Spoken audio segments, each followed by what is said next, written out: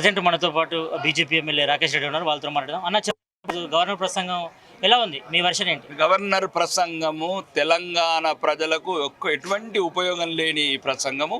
రెండుగా ముఖ్యంగా గత సంవత్సరము ఏదైతే గవర్నర్ ప్రసంగంలో పలికారో ఒక్క ఊసు లేకుండా తెలంగాణ ప్రజలకు ఇచ్చిన వాగ్దానాలు లేవునో అవిట్లా ఊసు లేకుండా ఏదో మోసపూరిత 2-3 చెప్పేసి కనరానిది ఎప్పటికీ కనకూడనిది ఏదైతే ఒక ఫ్యూచర్ సిటీ అని పెట్టి దాన్ని మాయ చేస్తున్నారు.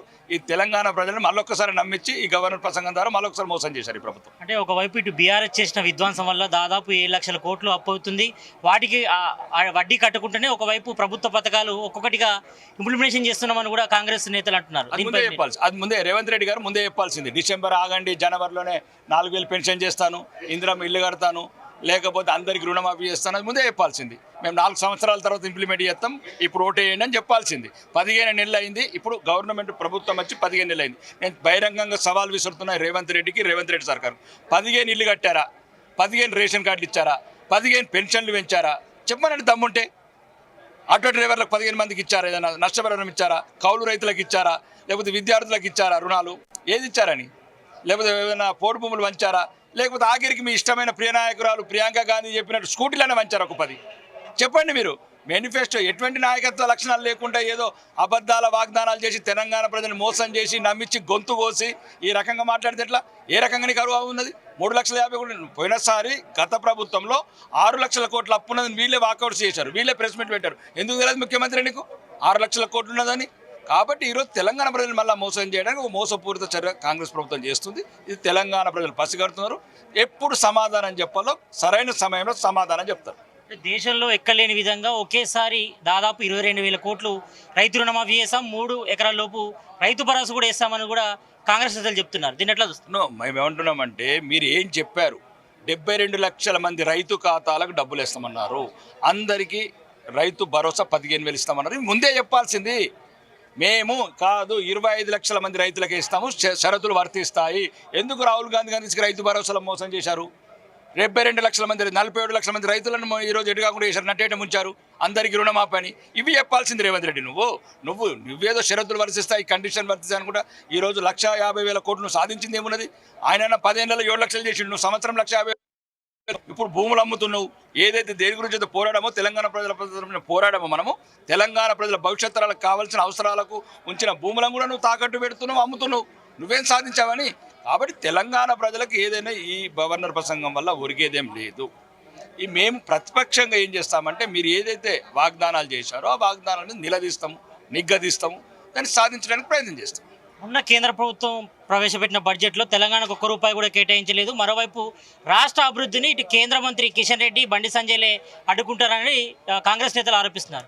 ఓవే పసలేనేది ఒక పనికిరాని ఆరోపణలు.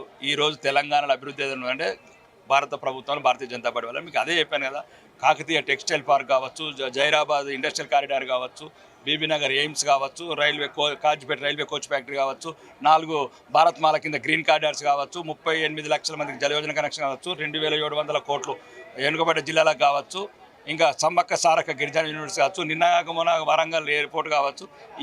ఈ తెలంగాణ అనేది భారతీయ జనతా పార్టీ గుండెల్లో ఒక అమూల్యమైన రాష్ట్రం.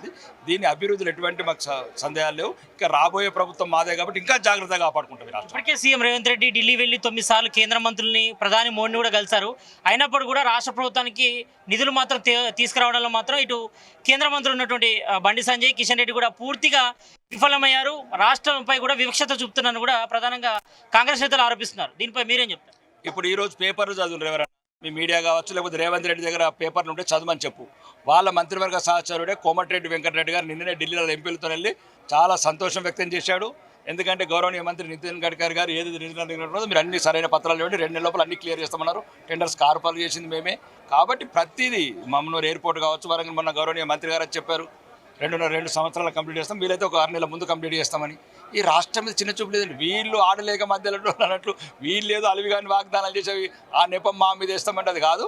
అట్లాంటి సమస్య లేదు.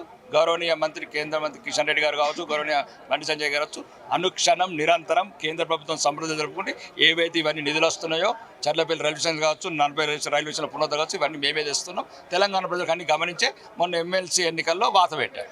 మొన్న జరిగినటువంటి ఎమ్మెల్సీ ఎన్నికల్లో ఇటు బీజేపీ బీఆర్ఎస్ కూడా కలిసి పోటీ చేశాయి. అందుకే బీఆర్ఎస్ తన అభ్యర్థులను ప్రకటించలేదు.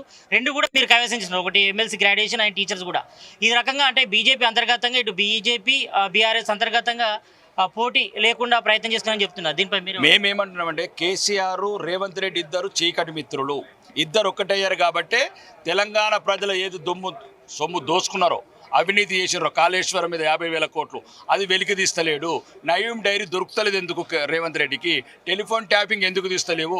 కాబట్టి చీకటి దొంగలు, చీకటి స్నేహితులు తెలంగాణ రాష్ట్ర ప్రజల్ని అవినీతిమయం చేసి అప్పులమయం చేసిన వాళ్ళని ఎట్లయితే కుటుంబం చెర్లపల్లి జైల్లో పెడతానో ఎందుకు పెట్టట్లేదు. కాబట్టి రేవంత్ రెడ్డి కేసీఆర్ ఇద్దరు కుమ్మక్కయ్యారు. తెలంగాణ ప్రజలకు అన్ని తెలిసినాయి.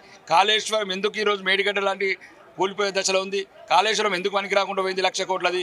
రెండోది టెలిఫోన్ ట్యాపింగ్ ఇంతవరకు బయటకు వస్తలేదు, 9 టైంలు ఎందుకు పోతలేదు.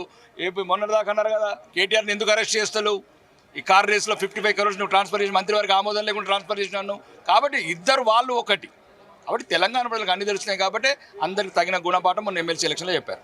ఈ అసెంబ్లీ బడ్జెట్ సెషన్లో బీజేపీ స్ట్రాటజీ ఎలా ఉండబోతుందో, తెలంగాణ ఏదైతే అబద్ధ వాగ్దానాలు చేసి 6 గ్యారంటీలు అని చెప్పి గద్దెనెక్కిన ఈ రేవంత్ రెడ్డి సర్కార్ని ఆ గ్యారంటీలు అమలు చేసే వరకు, షరతులు కాదు మీరు ఏ రకంగా చెప్పారో ఆ రకంగా అమలు చేసే వరకు తెలంగాణ ప్రజల తరపున, రైతుల తరపున, మహిళల తరపున, విద్యార్థుల తరపున, నిరుద్యోగుల తరపున, అందరి తరపున కొట్లాడి పేదలకు ఇల్లు కావచ్చు, పెన్షన్లు కావచ్చు, రేషన్ కార్డులు కావచ్చు, అన్ని రంగాలలో మౌలిక వసతులు కావచ్చు, తెలంగాణ రాష్ట్ర వ్యాప్తంగా అన్ని సమస్యల మీద నిజమైన ప్రతిపక్షంగా ప్రజల తరపున ప్రజా గొంతుకై నిలదీస్తాం. మొత్తానికైతే ఈ అసెంబ్లీ బడ్జెట్ సెషన్లో ప్రభుత్వం అయితే ఏదైతే వాగ్దానాలు చేసిందో 6 గ్యారెంటీల అమలు కోసం ప్రతిపక్షంలో ఉండి తాము ఫైట్ చేస్తామని కూడా బీజేపీ ఎమ్మెల్యే రాకేష్ రెడ్డి చెప్తున్నారు. కెమెరామ్యాన్ హేమంత్తో Satyaji, Telugu news, assembly media point నుంచి.